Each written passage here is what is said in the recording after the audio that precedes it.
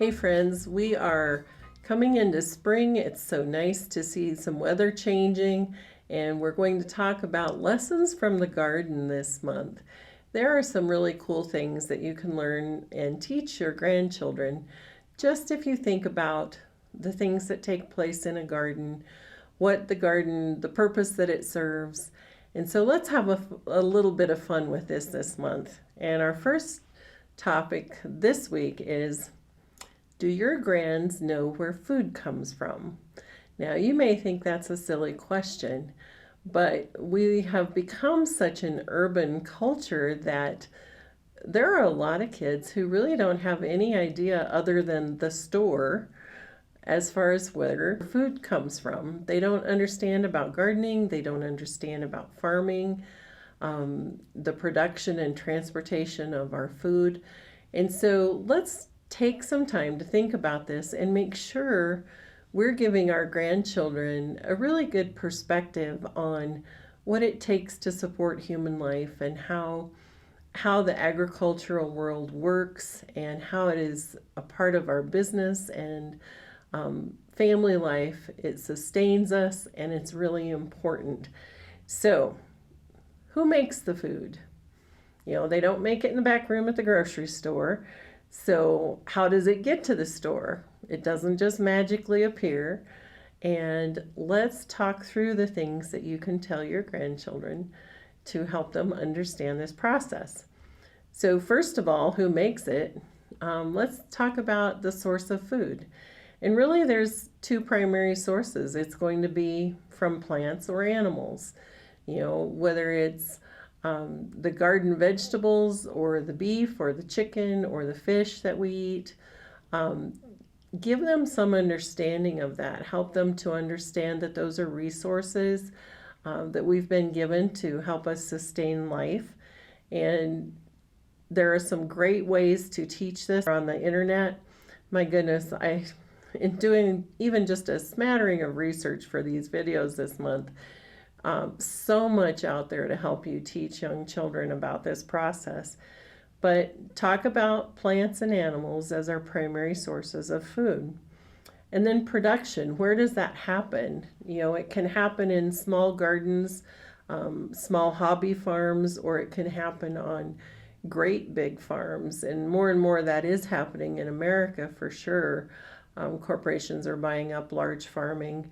I'm not sure that's a great idea personally. I think I miss the local farming culture, and you do see a revival of that in some areas with the small hobby farms and with people doing more of a homesteading lifestyle.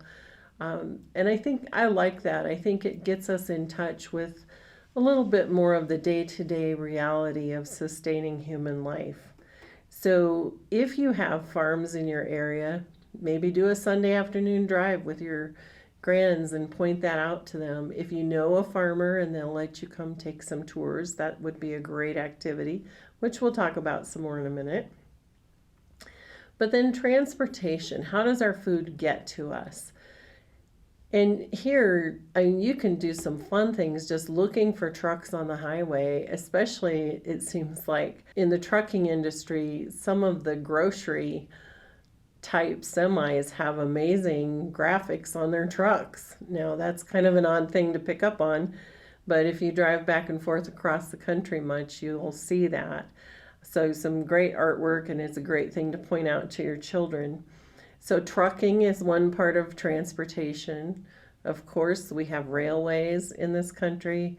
And then we have the local farm to market, where it literally may be the farmer driving it to a local market or to a local restaurant. We've been in communities where there were farm to table restaurants where they bought all of their meat and produce from locally sourced producers. And even in the state we're living in, some of the cottage food laws are really great. And so you can there's grocery stores popping up that are small, but they're more like the grocery markets of 100 years ago, where the local producer brings their produce, their milk, their dairy, their meat products and they bring them in and sell them to their community via the local store. So look for that in your particular community. If you don't have it because you live in a very urban area, then find some resources online. There's a series of books we'll link to, and I'll just show you one of them here. But in this series, there's the Farm Anatomy, Food Science, and there's one more. I'll have to look at it to get it, but you'll see it in the link that we give you. And they're great books for kids, lots of pictures, lots of explanation. In this one, it has different types of harvesting equipment with pictures of it. What's a hay baler and what does it do? Just so many things that especially young children would be really fascinated by. And it's a great opportunity to teach them where our food comes from.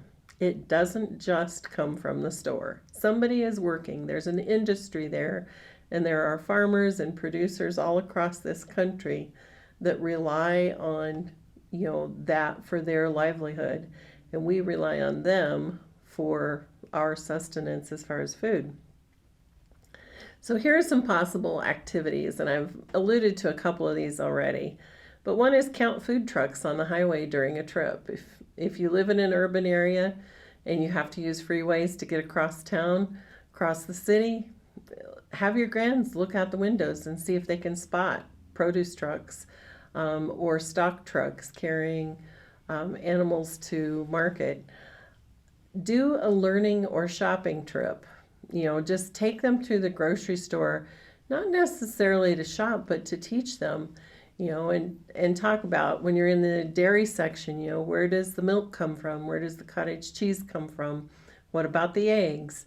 And just, especially again with young ones, talk to them about where that food has come from and how it got into that grocery store.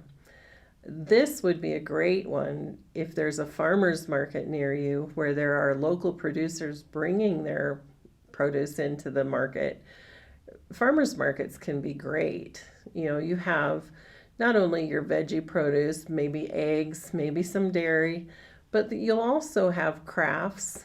If there's beekeepers in the area, you'll find not only the honey, but also the products that come from the wax, so maybe hand lotions and candles, things like that. That can be a great educational experience for a grandchild. Visit a working farm if there's one in your region that does tours. If there's something that they take school children through, maybe you can be a part of that. I know in one area in Indiana that I'm familiar with, there's a dairy farm, and it's a large dairy farm. Great setup to take kids. They've set up 4 tours, and they have a birthing barn where the kids can see a cow being born. Then they have the milking barn. They have a restaurant that serves the ice cream and cheese that they make from the milk that they produce. So it's a great day trip. And if there's something like that in your area, another great way to teach the grands about how food is made and where it comes from. And then at home, and we'll continue on with this in our videos this month too, but plant a container garden. If you don't have a large area for a garden, maybe you can do a container garden on a deck or a patio and grow some tomatoes or some beans or some cucumbers, something that the kids can see that process start to finish. So I really recommend the Farm Anatomy book. I'm sure you'd find lots of other sources if you just do a search on Google or Amazon. But we'll put some links in our comments to the video and help you out with some suggestions. Be grand, my friends, and teach your grandchildren where the food on their table comes from.